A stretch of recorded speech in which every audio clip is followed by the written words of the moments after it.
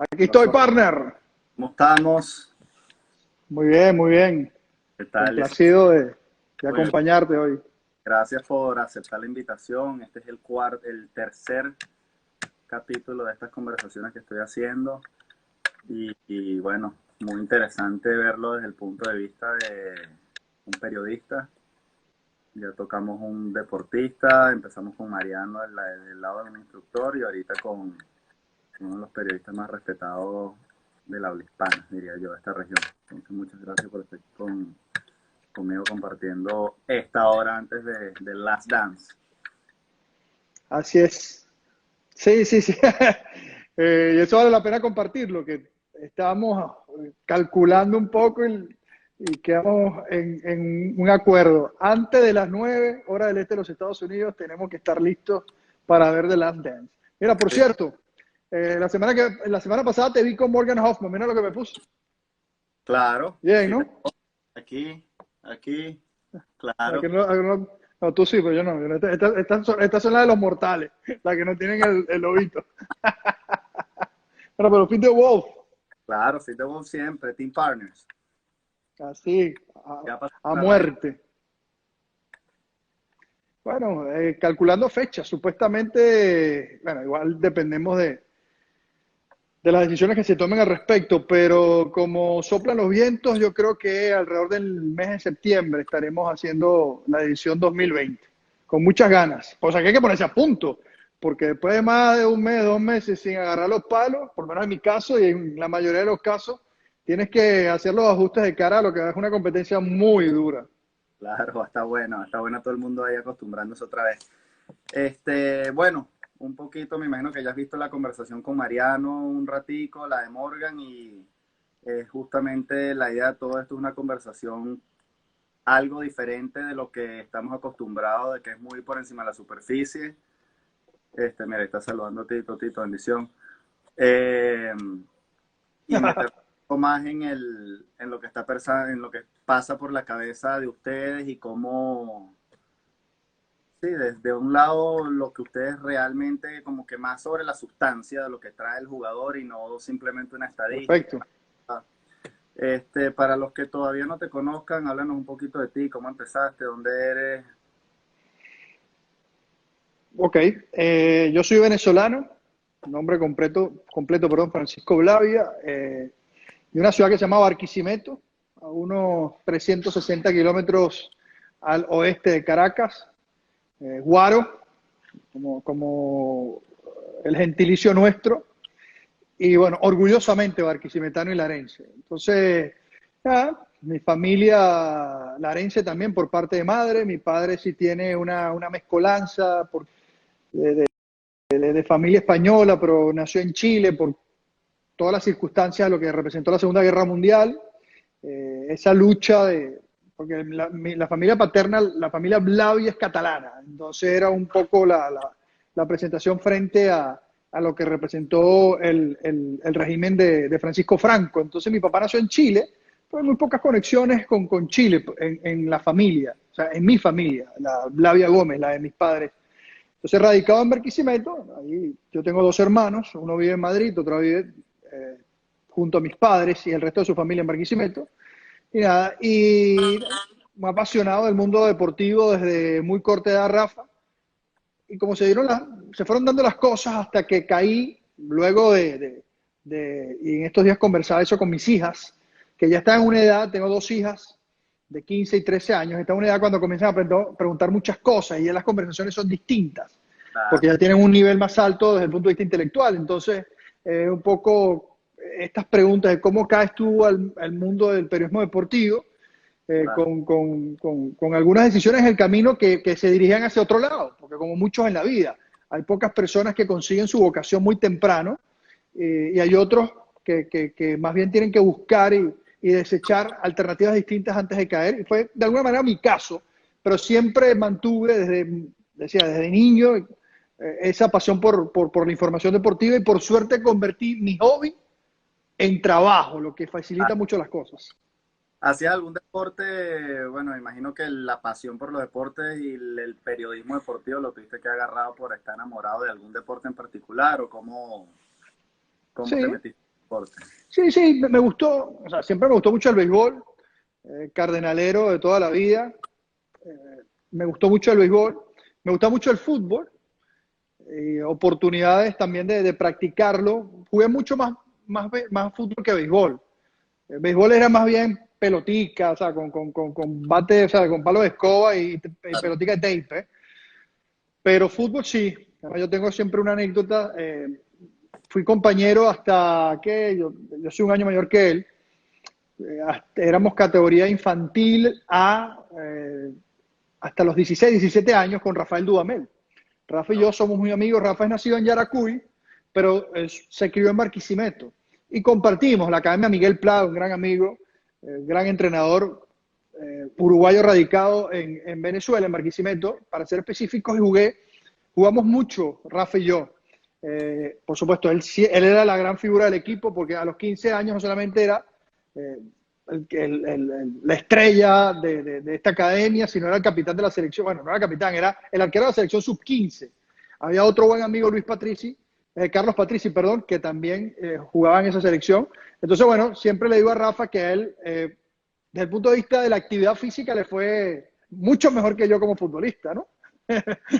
Tuve que yo darle un giro, como te decía, hacia el mundo del periodismo deportivo. Y otro deporte que practiqué mucho, y eso me ha permitido tener amistades, es el tenis. El tenis, también el Country Club Barquisimeto, fue una de las actividades que más practiqué decía, grandes amigos, los hermanos Sido, que fueron también representantes de Venezuela en distintas categorías, Rafael Chávez, Kepler Orellana, un poquito menor que yo. Y eso también me permitió conocer a grandes figuras del tenis que hoy son mis amigos. El caso de Jimmy Simansky, el caso de José Antonio Darmas, el caso de Nicolás Pereira, pero también la oportunidad de conocer a grandes glorias del deporte, Maurice Rúa, Carlos Claverín, Jackie Calvo. Entonces, el tenis y el fútbol creo que fueron los deportes que más practiqué de niño. Curiosamente, nunca jugué golf. ¿Y cuándo le agarraste la cosa al golf? ¿Cuándo te picó el bicho? Bueno, el bicho me picó mudado a los Estados Unidos. Yo tengo ya 10 años aquí en los Estados Unidos.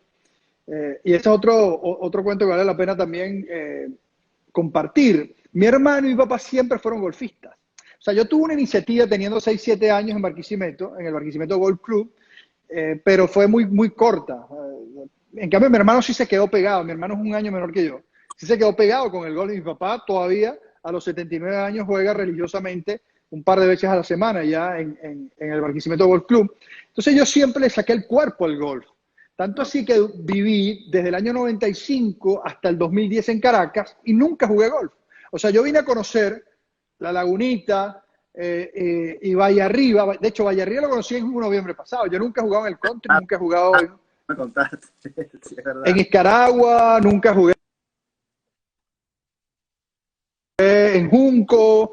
Lo conocí recientemente. Entonces, ellos sí siguieron jugando golf. Tanto así que cuando mi hermano se casa, mi hermano tiene, si mal no recuerdo, 2001, 2012 casa, me dice, necesito que me regales de matrimonio que juguemos una partida de golf.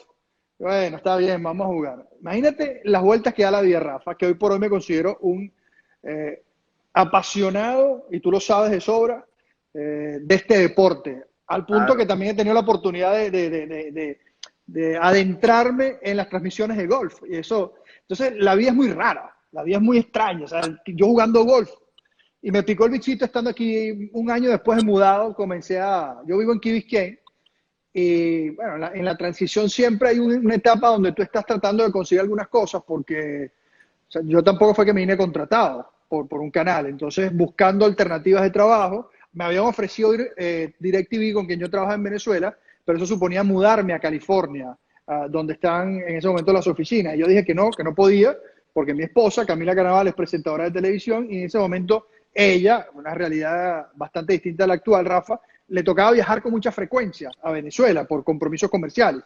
Claro. Y teníamos 2 niñas, a mis 2 hijas, Joaquín y Guillermina, de 6 y 4 años. Era imposible que los dos viajásemos. Entonces, de tanto tiempo libre, me iba aquí a una cancha que queda cerca, Crandon Park, que la conocen muchos, y bueno, dije, bueno, voy a practicar el driving range. Conocí a Alex Fernández, hoy muy buen amigo, profesor principal de la academia, y bueno, y el resto es historia. Hoy, te digo, me pican las manos después de casi mes y medio sin jugar golf.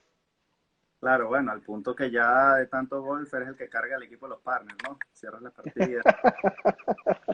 Pero verdad que ese equipo se ha convertido en una familia. Te digo que con altas y bajas como cualquier relación y he desarrollado, y el golf me ha permitido desarrollar una buena cantidad de amistades, porque Claro, el golf tiene una magia. Bueno, en tu caso también, a ti te conozco como golfista, o sea, representante venezolano, y después de hacernos amigos en cualquier cancha. Pero eso claro. también me ha permitido y descubrir algo, y sobre todo, yo tengo 48 años de edad, entonces yo agarré el golf casi de 40. Y yo creo que nunca tuve un gran hobby más allá que ver información deportiva. Entonces, que haya podido conseguir el golf en mi vida es algo que yo disfruto al máximo. Mi esposa no tanto. La realidad. Así es, pero bueno. Bueno, Ah, quería preguntar, volviendo un poquito al tema personal. Entonces empiezas, llegaste aquí a Miami, ¿cómo, sabes, qué te ha hecho así, qué obstáculos o qué oportunidades se te han presentado para terminar de estar parado donde estás ahorita? bueno, la vida se compone de... Donde algo que pudo haber marcado la diferencia que te separó a ti de un grupo en el que estabas antes, un escalón que subiste. Estoy tratando de compararlo en algo deportivo, pues como más o menos para... Claro. Bueno, yo comencé esto, te decía, o sea, recapitulando un poco, arranco, digo, yo tuve la oportunidad de comenzar estudiando Derecho y me di cuenta a los 2 años que no era lo que me apasionaba. Y tanto mi papá como mi mamá siempre me respaldaron mucho y es algo que yo he trato, porque estoy en pleno proceso educativo con mis hijas, de enseñarle, de que puedas conseguir tu pasión, de que Claro, tú descubras precisamente lo que realmente te mueve.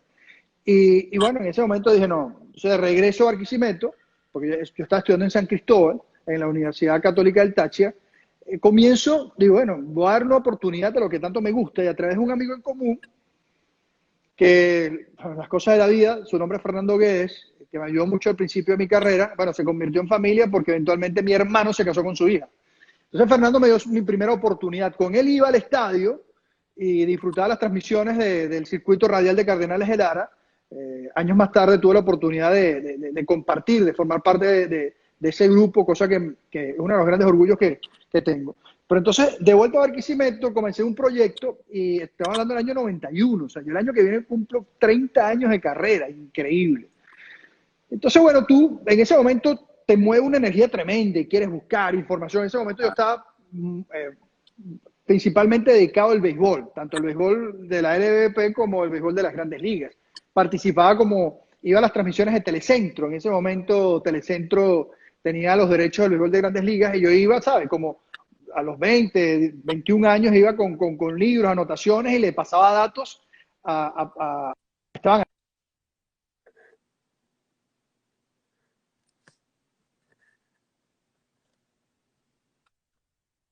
precisamente porque eso fue como mi primera experiencia en transmisiones en vivo y le agarré el gusto, definitivamente le agarré el gusto. Entonces ahí comenzó esa piquiña y regresando a lo que tú planteabas, porque al final no es dar o entregar consejos, es cosas que a mí me han servido y que me han permitido alcanzar objetivos en mi vida que me planteé. Entonces, por ejemplo, la disciplina. O sea, es la disciplina de estar permanentemente buscando información, claro, tratando de siempre sumar. Eso fue lo que traté de hacer. O sea, si tú te quieres distinguir, o sea, tienes que trabajar más que la persona con la que tú te quieres diferenciar. O sea, yo nunca me planteé adversarios.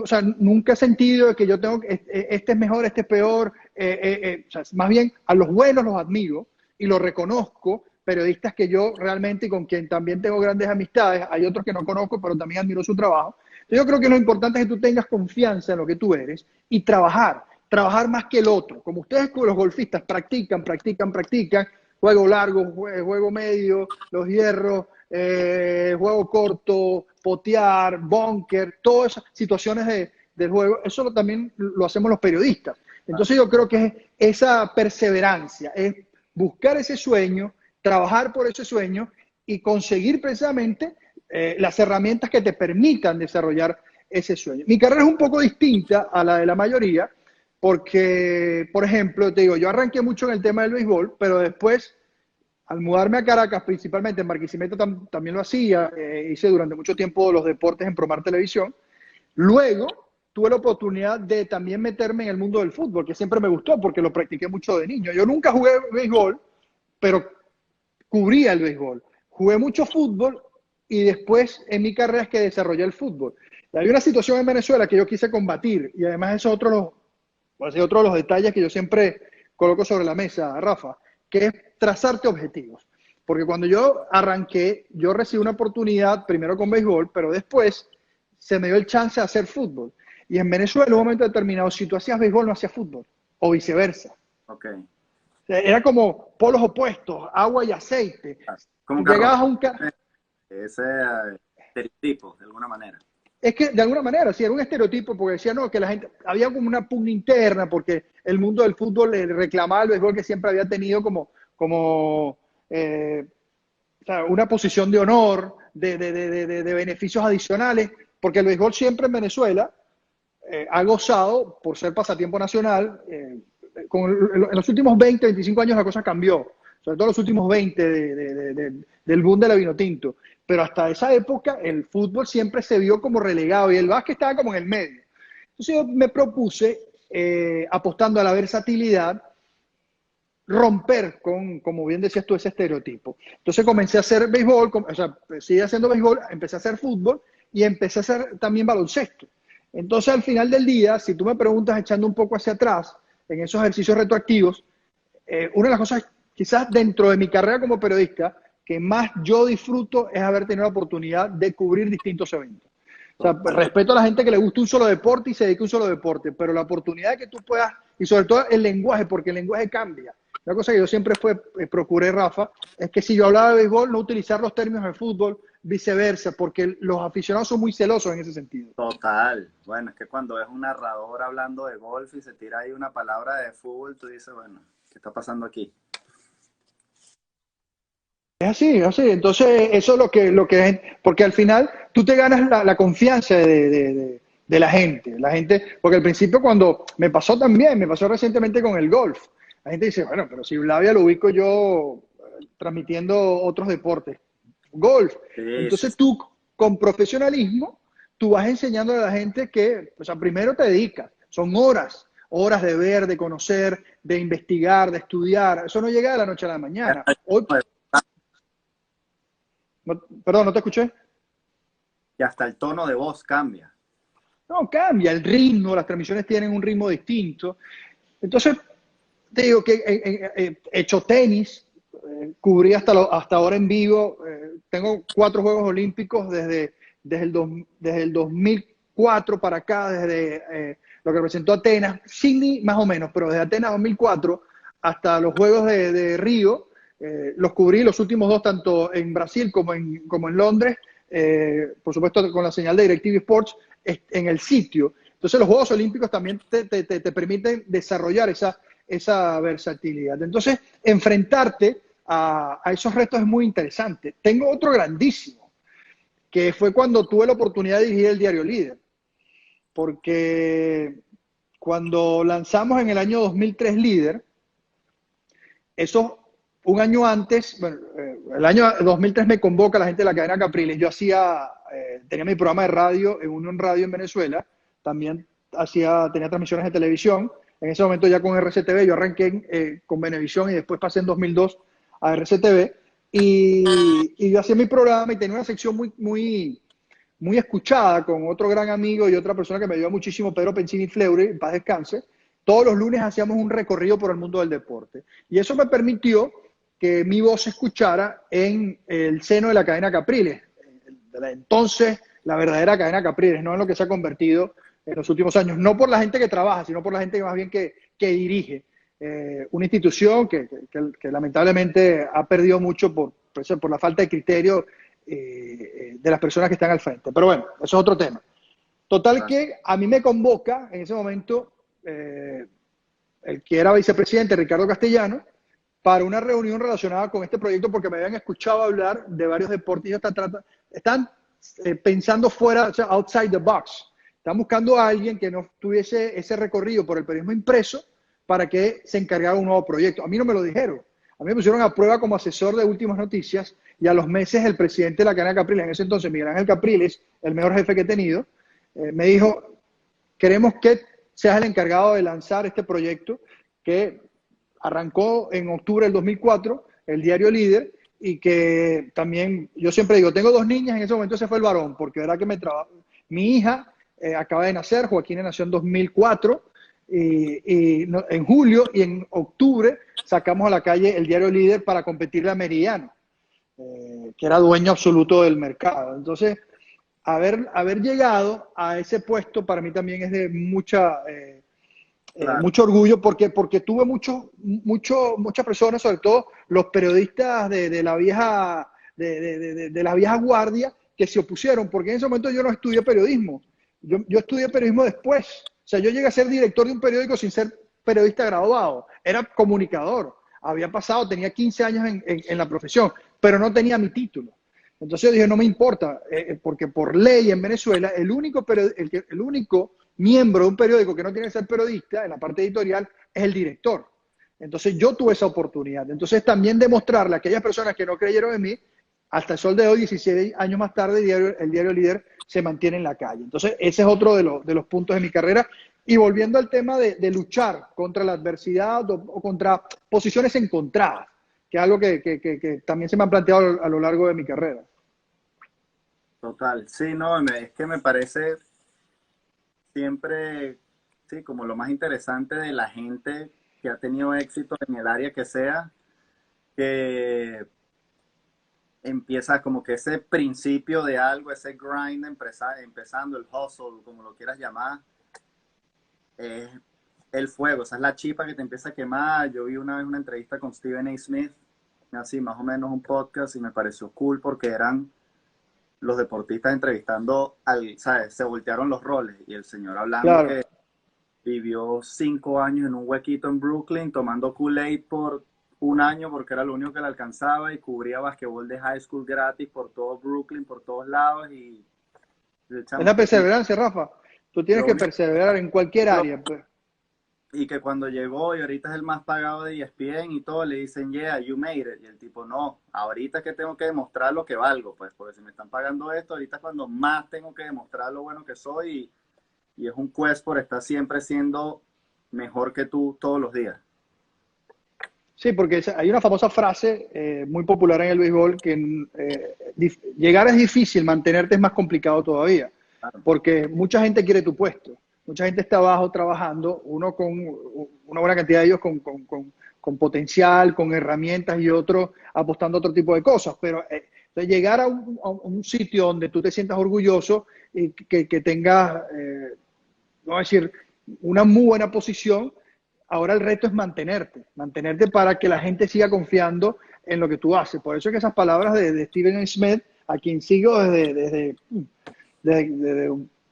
bueno, antes de vivir en los Estados Unidos, es algo que cualquier periodista deportivo tiene que llevar como una mochila que no la puedes soltar, porque es así. O sea, tú tienes que seguir luchando para mantenerte, para reinventarte, para hacer cosas que te puedan permitir gozar de esa credibilidad, porque tú la vas construyendo, pero en un Claro. momento determinado tú tienes que ofrecerle cosas y te tienes que adaptar a los nuevos tiempos. O sea te digo, en 30 años yo he visto cómo, o sea, durante años yo hice el recorrido por los campos de entrenamiento con Rubén Mijares, que en paz descanse, y era eso, era grabar en cassette, o como empezaban a llevar algunas alternativas de tecnología y después enviar o grabar en la televisión, enviarlo por correo. O sea, Internet no es lo que es hoy, ni el bando el ancho de banda, perdón. Y eso también te obliga a ti a adaptarte a los nuevos tiempos. Y Entonces, es descubrir así. hoy como lo hacías hace 5 años, ni 10 ni 20, tienes que estar todo el tiempo ganándote. Voy más allá. Ahora, estas oportunidades. Yo desde hace unas 3 semanas estoy haciendo programas para la señal a través de Zoom. O sea, desde mi casa, con estas herramientas, tanto Fútbol Total, como al mediodía se habla así, o sea, desde mi casa, cada uno en medio de lo que es este confinamiento, haciendo programas, algo que hace 2 meses era impensado. Entonces,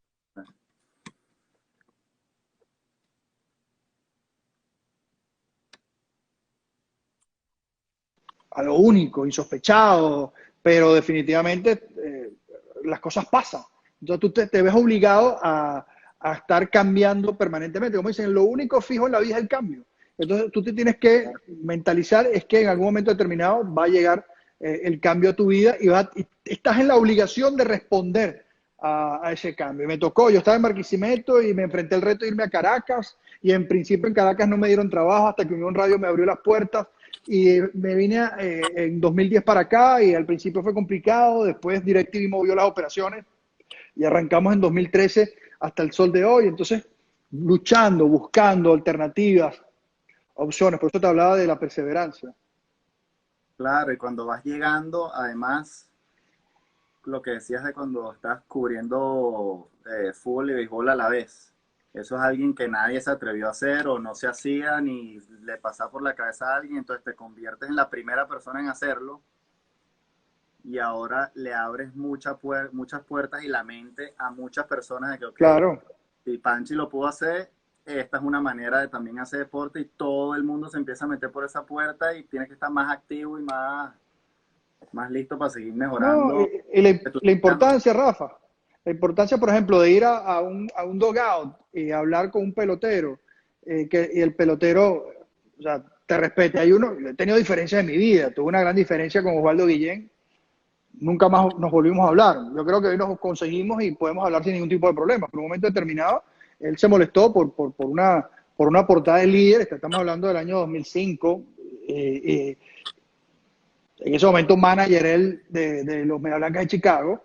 O sea, eso forma parte de las vicisitudes de la profesión, pero llegar a un dugout y conversar, o llegar a un camerino y conversar, o también sentarte a hablar con Flor Meléndez en el baloncesto, con Néstor Eche García, o tener una charla con Mariana Bartolomé, o buscar a Paula Raya a hablar de tenis, es algo que a mí me llena de mucha satisfacción. Claro. Bueno, y la gente te va a querer escuchar a ti porque tú tienes los facts desde la fuente, ¿sabes? Deja de ser opinión y hablar de números y estás hablando ya más de lo que realmente está pasando. Claro, por eso, porque también los años te permiten tener más sustancia. O sea, al principio, o sea, cuando tú arrancas en esta profesión, tema de léxico, o sea, un sinfín de detalles, de manejo de conocimiento, después vas incorporando cosas que te sirven el resto de la vida y las pones en práctica. Pero es todo un proceso larguísimo de aprendizaje y que te deja, entre otras cosas, grandes amistades, como muchos que han escrito por ahí, ¿no? Sí. Ya estoy viendo muchos mensajes. ¿Qué te iba a decir? Más o menos para terminar de cerrar la parte personal, ¿cómo definirías entonces, con todo lo que has dicho, qué representa para ti ser excelente? Bueno, o sea, es una búsqueda permanente. O sea, la excelencia es eso, o sea, es trabajar, es intentar ser mejor todos los días. Y es una lucha contigo mismo. O sea, no plantearte que tú tienes que ser mejor que aquel. Sí, tú tienes que tener referentes, pero la excelencia es eso, es que tú goces de credibilidad. Yo creo que el periodista lo más importante es que tenga credibilidad, que cuando se pare frente a una cámara o hable por un micrófono, entonces la gente que lo escucha o que lo ve pueda repetir una información. Que yo ahora en este live contigo, Rafa, diga algo y alguien que lo escuche tenga la confianza suficiente para repetírselo a un amigo. O sea, porque sobre todo un mundo tan convulsionado y de tantas informaciones cruzadas.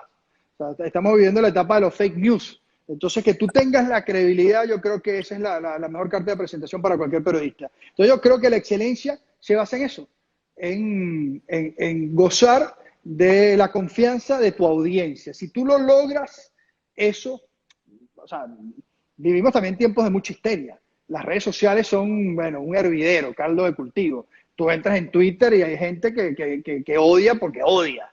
Y eso Claro. es así, o sea, uno tampoco es monedita de oro. Uno entiende, esto es como el béisbol. O sea, si tú el béisbol das 3 días en 10 turnos, o sea, yo digo, no es como el béisbol, porque el béisbol es 3 días en 10 turnos. Si tú tienes 7, o sea, yo creo que al final hay gente que te va a adversar. O sea, la clave es que un mayor número te quiera con respecto a la gente que no te quiera. ¿Me expliqué? O sea, yo creo que esta es la clave de lo que representa como comunicador. Lo que pasa es que hay gente que apuesta a lo contrario, hay gente que quiere ser el que siempre lleva la corriente, no importa. O sea, que lo que le gusta es hacer ruido. Yo no me coloco en esa posición. Hay gente que lo que le gusta, el periodista, que lo que le gusta es ser polémicos a juro. Sí. Entonces, no, a mí me parece que en un momento determinado tú puedes coincidir con una persona, pero yo creo que tampoco tú siempre puedes estar luchando contra la opinión mayoritaria. Entonces, de alguna forma, te digo que es, por lo menos el perfil que yo he tratado de desarrollar como periodista. Ya, sí, como de alguna manera mantenerte siempre fiel a quien tú eres y la manera que lo quieres cubrir, adaptándote a los tiempos que están cambiando. Y además también sin tener agendas ocultas y sin responder a otros intereses. Yo nunca, te digo, en 30 años de carrera nunca me he prestado para apoyar por intereses propios una determinada corriente de pensamiento. O sea, por eso es que siempre tengo la libertad de decir lo que pienso.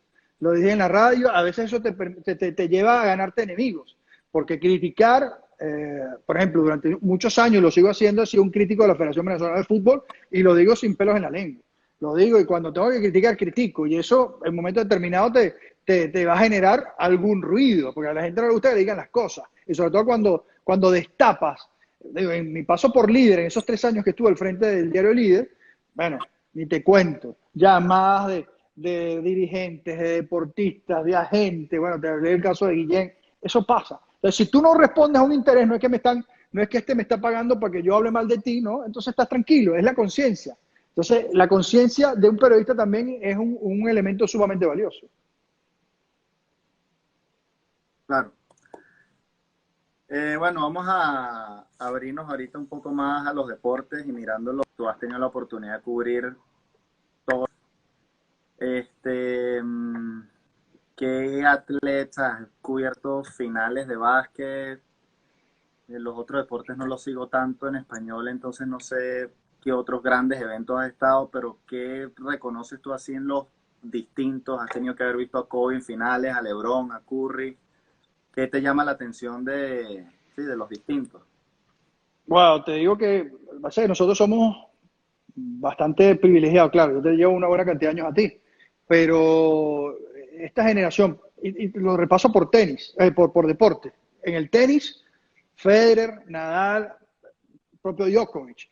Yo recuerdo en los Juegos Olímpicos de Londres 2012, una experiencia sensacional, ir al All England Club para ver una semifinal entre Juan Martín del Potro y Roger Federer. Es el mejor partido de tenis que he visto yo y que muchos han visto, porque la verdad que ese partido fue insólito. Además, la energía que había, y además Wimbledon es absurdo. O sea, Wimbledon es algo único. Yo creo que lo único comparable con Wimbledon, no he ido, pero utilizando las referencias, es Augusta. Entonces, Claro, en el tenis, Federer, exacto.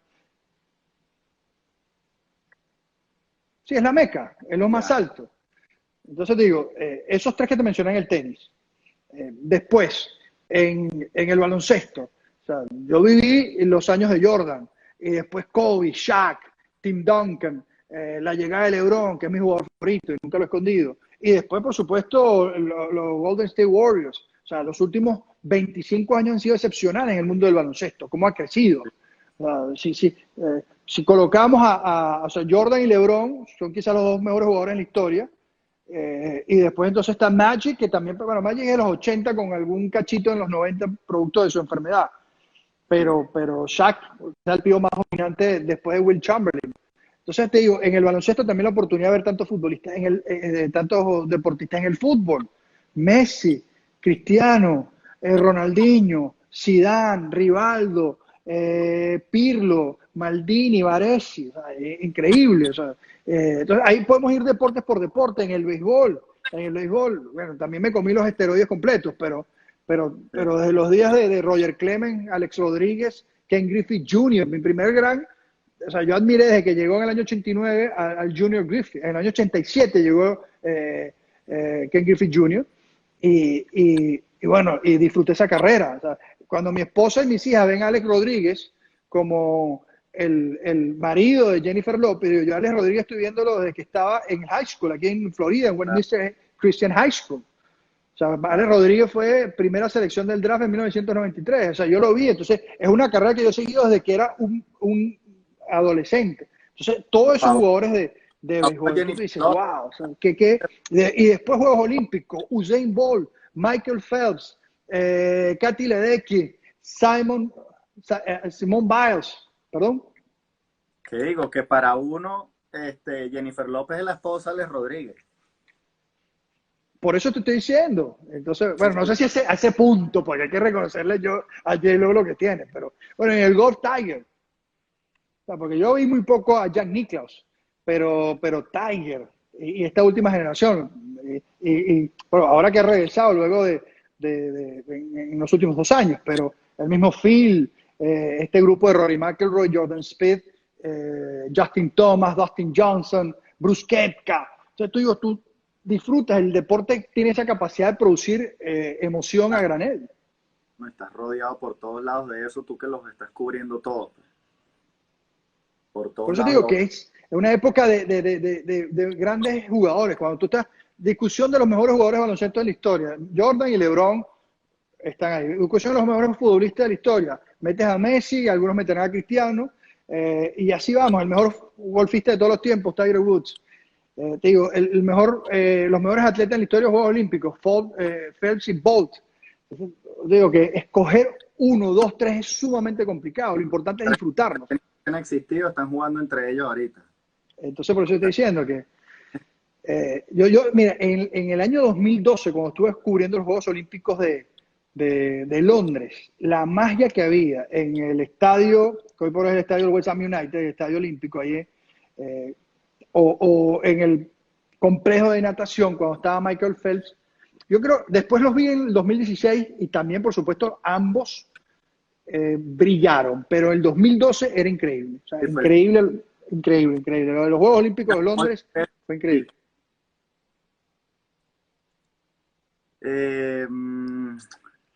¿Qué reconoces con todo lo que has cubierto? ¿Qué te parece a ti? Si llega a haber algo así que tengan muy en común todos estos distintos entre los demás, ¿qué te parece?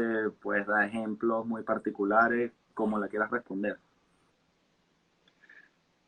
Pero ¿de qué punto de vista? O sea, como deportista, no sé, estás en las finales Lakers Celtics y llegas ahí al estadio y te diste cuenta que Kobe está antes de que lleguen los tipos que van a limpiar. Bueno, ahora con el lamentable fallecimiento de Kobe Bryant, las anécdotas del propio Allen Iverson, historias de salir en la madrugada, ¿qué vas a hacer? Voy a la discoteca o yo voy directo al gimnasio, eso lo decía Kobe. O sea, y bueno, Iverson reconociendo lo que representaba. Pero es que esa ética de trabajo, o sea, por eso, porque yo me considero un gran admirador de LeBron James, porque James, o sea, lo vengo siguiendo, mira, en el año 2002, yo tengo un gran amigo que por ahí me preguntaban por él, Daniel Seoane, entrenador de baloncesto, para mí es la mente más prodigiosa relacionada con el deporte. Estuve la semana pasada disfrutando su live con Diego Guevara, otro paisano, un grupo de barquisimetanos. Sí, lo vi. ¿Tú los viste? Claro. Bueno, Diego, que yo, bueno, Dieguito es mi pana, mi paisano, y lo conozco desde que era figura en selecciones infantiles en Barquisimeto. Y Daniel es como un hermano para mí, hermano menor, es primo de mi esposa y llegué o sea, nos conocimos cuando él era un chamo de 14, 13 años tenía y bueno, de alguna forma traté de guiarlo en el mundo del deporte porque yo sabía que tenía unas condiciones tremendas, muy inteligente, muy trabajador y con Daniel me une una amistad, una hermandad. Y porque él lo recuerdo a él, aunque por ahí alguien me preguntaba por él. Porque resulta que él vivió en Akron, Ohio, y un día me dice, partner, aquí hay un chamo. Eso fue antes de salir en la portada de Sport Illustrated, de Chosen One. Aquí hay un chamo que es una bestia. Se llama James LeBron. Mira cómo son las cosas, porque había poca información al respecto. Sí. y después me dice, no, se llama LeBron James. Porque al principio hubo la confusión, porque por el Sí, tema del nombre, el apellido, es una bestia, tú lo tienes que ver. Y entonces comenzó, digo, te estoy hablando hace 18, 19 años atrás. LeBron estaba en su segundo año de escuela secundaria, o sea, era sophomore en high school. y tenía Y ya cuerpo de era mejor cristal. que todos, era mejor que todos en la nación. Entonces, ese seguimiento que le hice, que lo llevó a ser después, primera selección del draft en 2003, 17 años en la liga, 3 veces campeón de la NBA, 4 MVP, campeón olímpico. Entonces, por eso, o sea, yo tengo oportunidad de seguir la carrera de LeBron desde que lo conocía muy poca gente, te digo, en el ámbito del periodismo en español. En Estados Sí. Unidos, sobre todo los que son hardcore, que hacen seguimiento, hoy por hoy es mucho más fácil. Hay múltiples plataformas que te ofrecen los grandes prospectos, pero en ese momento no. Entonces yo siempre recuerdo a Daniel porque él fue el primero que me habló de LeBron James y en ese momento me convertí por las cosas que hace. Estos días decía Bill Lambert, porque es una discusión que no va a terminar. Que para él, Jordan es el mejor anotador en la historia, pero el mejor jugador es LeBron James por las cosas que hace y cómo convierte en mejores a sus compañeros. Yo pienso lo mismo. El camino de LeBron, ese chamo aprendió a jugar solo, nunca tuvo un buen coach en toda su carrera. No fue a college, entró a la NBA con un equipo pésimo, dale, rescata esto, o sea, los Sí, equipos que se así. llevaban para la final y tú dices, ¿cómo? O sea, no, Bueno, llegó no a una parece. final. Mira, que tú revisas el roster del equipo del 2007 y te das cuenta que tenía a Andy Varellao, a El Gauskas. Comparas el starting five de su equipo contra el equipo que están jugando en las finales y tú dices, estos tipos le ganan un partido y ya están robando. Bueno, por eso en No, 2007, que los barrieron 4-0, LeBron está en su cuarta temporada, llegó el 2013, fue la 2006, en su tercera temporada, no, en la cuarta, exacto, y llega a una final y te está enfrentando a Greg Popovich, a Tim Duncan, a Manu Ginobili, a Tony Parker, tienes a Mo Williams, Delonte West, Pacquiao y Antoine Jameson con una pierna. No. entonces dice, y los barrieron, le pasaron por encima como Y correspondía. lo comparas contra Jordan, con Phil Jackson, Rodman, Pippen, no es, ¿sabes? No Sí, puedes lo que pasa es hacer. que esa es una discusión, yo no creo que sea inteligente de nuestra parte tener esa discusión a minutos de ver de las Dance. Total, Donde están total. yo te digo una cosa, yo admiro a Jordan, para mí Jordan fue un fenómeno. Yo no discuto, o sea, yo respeto y durante años para mí Jordan fue el mejor jugador, pero las cosas que yo he visto, además he seguido su carrera, lo he visto en Juego de Estrellas, o sea, te digo, cubriendo en vivo, te digo, la final precisamente de San Antonio, la 13-14, o sea, muchas cosas. Por eso tengo una empatía especial por LeBron James. Y a esta altura lo sigue haciendo. En su temporada 17 lo sigue haciendo de manera increíble. No ha tenido una temporada floja. No ha tenido una temporada floja en toda su carrera. No, Y no descansó 2 años no. Lo tampoco. de LeBron es. La mayor cantidad de partidos los perdió el año pasado porque estaba lesionado y no lo apuraron producto de que no era necesario. La temporada pasada, cuando él, en el momento de lesión, en Navidad, eh, el equipo estaba ya, había mostrado un rostro, no sé si le daba para el LeBron,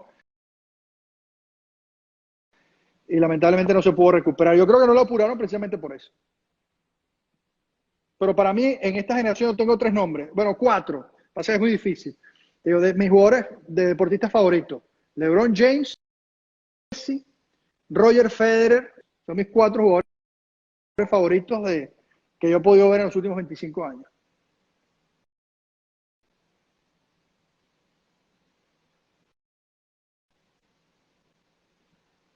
Te perdí, no te escucho. ¿Tú me escuchas?